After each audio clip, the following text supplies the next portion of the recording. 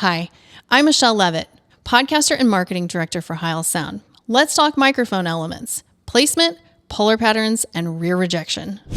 Sound waves like smooth, flat surfaces to bounce off of, and depending on the environment you are in and the sensitivity of your microphone, you will probably need some kind of sound treatment. This is a soundproof room. If you're going to be using a condenser mic, then this is the ideal environment. I have done professional voiceover in a room like this with a very nice, very expensive condenser mic. I definitely don't have the budget to do something like this for myself, but if you do, then more power to you. Remember how we talked about bleed? It is for this reason that you can only record one person at a time in a room like this with a microphone like this. This is an incredible example of sound diffusion. This is Blackbird Studio in Nashville, and this is obviously a professional studio. Sound diffusion is a series of uneven surfaces that break up sound waves. A DIY version would be sitting in front of a bookshelf at home that has various depths of books and openings.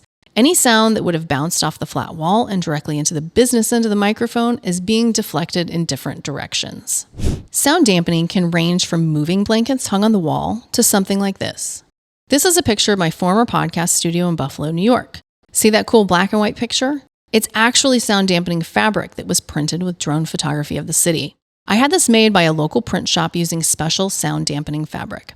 The studio was a small space, essentially an office. It had acoustic drop panels for the ceiling, carpet, and thin walls. We regularly had 3 to 5 people in the studio at a time, and we generally spoke across the table from one another. And the sound could start to bounce around the room and into the microphones. So I came up with this solution. Any sound dampening or diffusion you can add behind the business end of the microphone will ultimately help your audio sound good.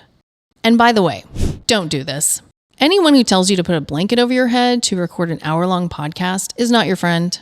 This is ridiculous. If you need this to make your microphone sound good, you have the wrong type of microphone for your application. This guy is most likely using a condenser in a less than ideal space. Speaking of the business end of the microphone, let's talk element placement.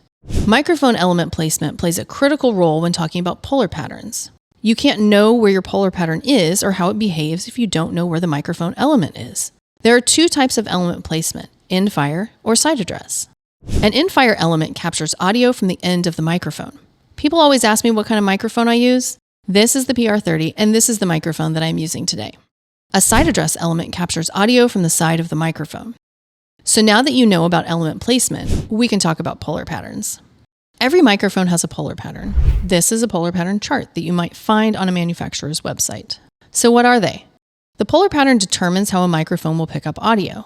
This matters because depending on how you intend to use the microphone, the polar pattern can help or hurt your audio. The polar pattern is the area around the microphone element that will capture audio. Note that at the top there's a 0. This 0 represents talking straight into the mic element, or what we call on axis. And 180 degrees represents the very back of the microphone. You will hear people talk about the rejection of a microphone at 180 degrees off axis. This is what that's referring to. Anytime you get further away from 0, you are further off axis. We will talk more about rear rejection later. So now you can see why it's important that you know where the microphone element is housed inside the body of the microphone. Let's look at an example. This is the PR40. The PR40 is an end-fire element. If we could see through the PR40, it would look like this, and we could see that the element is way up close to the end grill. To understand polar pattern diagrams, we start at the end of the element. There are different types of polar patterns, and the types of polar patterns dictate their application. This is the polar pattern that we saw before. This particular microphone has a cardioid polar pattern. That means it picks up audio out of the end of the microphone element and slightly off axis, but it does not pick up sound out of the sides or back of the microphone. These are really ideal for podcasters. They're very directional and exhibit great rear rejection, so you don't have to soundproof a room to use them. I'll talk more about rear rejection in a moment. The supercardioid is going to have the same application suggestions as a cardioid. It is actually more directional and picks up less audio from the sides, but you have to be aware that it can pick up some audio out of the back of the microphone. Omnidirectional polar patterns pick up audio all around the microphone very evenly. You typically see these used for in-the-field journalism. They are ideal for this application because they can be pointed at an audio source without much attention being paid to exact mic placement.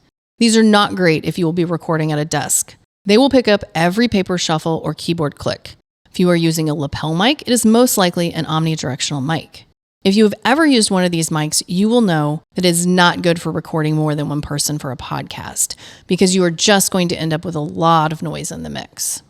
Bidirectional polar patterns can be used to record more than one audio source at once, but they are very directional, so you have to carefully place the microphone and don't move. I know what I just said sounds very tempting if you're doing a podcast with a guest or co-host. The problem with using a bidirectional mic to record two podcasters is that you have a single audio track and you can't edit volume levels or remove noise from the non-speaking podcaster. You really need one microphone per person being recorded, and you need to record each of those people in their own audio track. That way, when your co-host sneezes into their microphone while you are saying the most brilliant thing you've ever said, you can just cut them out. Now that you understand how the microphone picks up audio, let's talk about what it doesn't pick up. By the way, this concept really only applies to dynamic microphones. Reality. Here is my Wizard of Oz moment. You saw my old podcast studio a few moments ago. These days, I work in an office space, probably very similar to what most people have. The reason I recommend dynamic cardioid and supercardioid microphones to most podcasters is because of their rear noise rejection. Rear noise rejection refers to a microphone's ability to reject other audio signals outside of its polar pattern.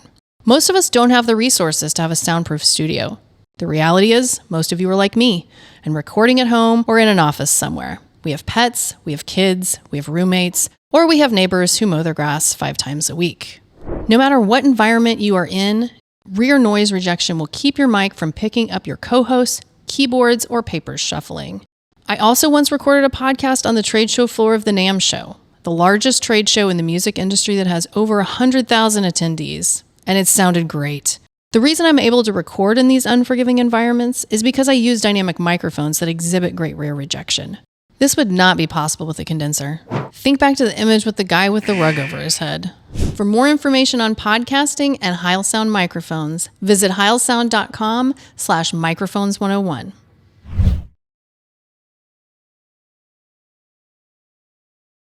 Thanks for watching a video made right here at Abstract's in-house production studio. If you need help with video, SEO, marketing collateral, check out our channel and explore the possibilities.